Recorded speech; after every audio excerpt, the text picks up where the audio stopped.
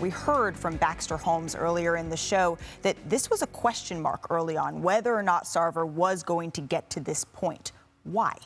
I think that the question around the league and certainly internally in Phoenix was, how much of an appetite did Robert Sarver have to be a pariah, not just locally in Phoenix, but nationally around the league? And he answered that question by deciding to sell the team, that he did not have the stomach to really essentially move forward with him being told on a league level and certainly a community level that he was not wanted, that he was somebody that they did not want part of NBA ownership anymore. And while his peers were not ready to go to a vote to vote him out, clearly this is Sarver has been a polarizing figure in the league for a long time. And I think for him, he realized when he starts to see sponsorships pull, that makes the team less profitable. Certainly, the players' reaction to this played certainly a role. But remember, just weeks ago, in the last 10 days, 2 weeks before the league announced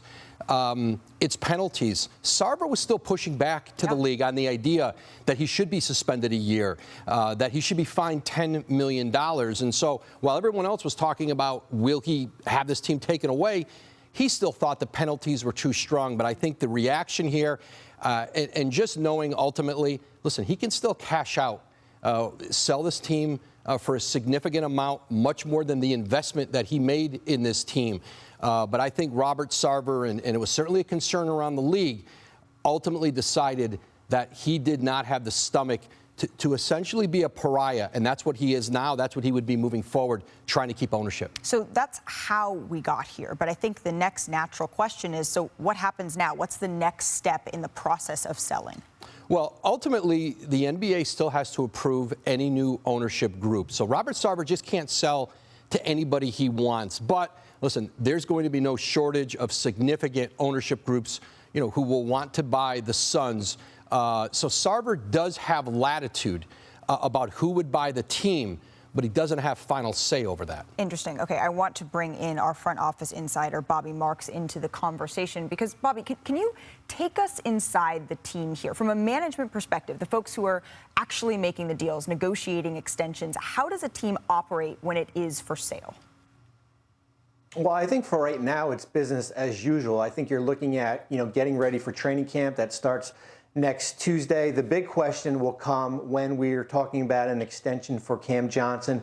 He's extension eligible up until October 17th. And as Woj said, this could linger. What happens if there's a big trade out there where maybe you're moving multiple draft picks or maybe you're moving players, you're taking back salary here. So I think for Phoenix's perspective, certainly with James Jones and Monty Williams running it, I think you're taking somewhat of a conservative approach because the last thing you want to do is do some type of blockbuster deal, the likelihood that would happen, and now you have prospective buyers out there maybe getting a little bit more cold feet. I don't see that happening right now, just based on James's background, more of a conservative approach here, but I think certainly we'll learn a lot in the next 3 weeks regarding Cam Johnson. If there's no Cam Johnson extension, I think that's certainly an indication that this Suns organization is in a little bit of a holding pattern.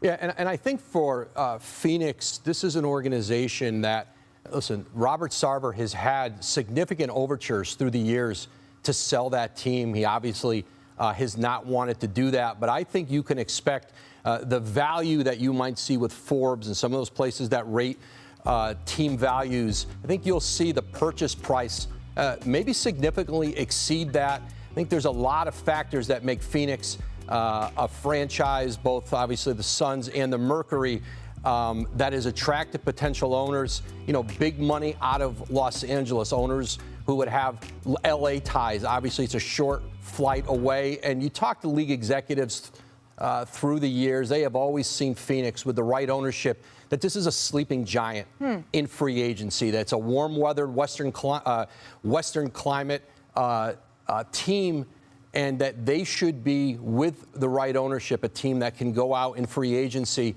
and be competitive with bigger market teams. You saw the Colangelo years prior. There were, back to the Kevin Johnson, Charles Barkley days where the team was obviously very good. Players liked playing in Phoenix. That changed for a significant period of Sarver's tenure. And obviously they got fortunate in the draft with Devin Booker, DeAndre Ayton, and of course Chris Paul wanted to trade to Phoenix because it made sense for him where he was in his career. The team was ready to win.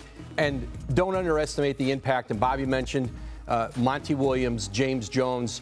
James Jones was an executive of the year. And Monty Williams just signed a new long-term extension as coach. And having those leadership pillars in place, I think that helps get the Suns through this transition until they get to a new ownership group. Bobby? Yeah, Malika, I look at it as this team for sale right now has the most appeal as of any team I've seen in the last 15 to 20 years. I think it just checks the boxes on everything. You inherit James Jones as Executive of the Year, Monty Williams, Coach of the Year. You basically have a clean slate moving forward. You've got all your draft picks. You've got Devin Booker, DeAndre Ayton, certainly Chris Paul for another 3 years. This is a championship team. This is not Minnesota where you're kind of coming in, maybe stripping it down. I was in Brooklyn in 2010 with Mikhail Prokhorov. That was a 24-win team. So whoever it's going to be is coming in, walking into a championship organization already what's on the court. Certainly. Yeah, and I think, ownership groups, too, they're looking at the long term. You're buying a team to have it for, potentially 10, 15, 20 years. And so whatever state the basketball organization's in, you can get through that. And you look at the bigger picture promise of a marketplace. And again, warm weather, Western Conference, close to Southern California, and a great fan base, a traditional, one of the most loyal fan bases in the league.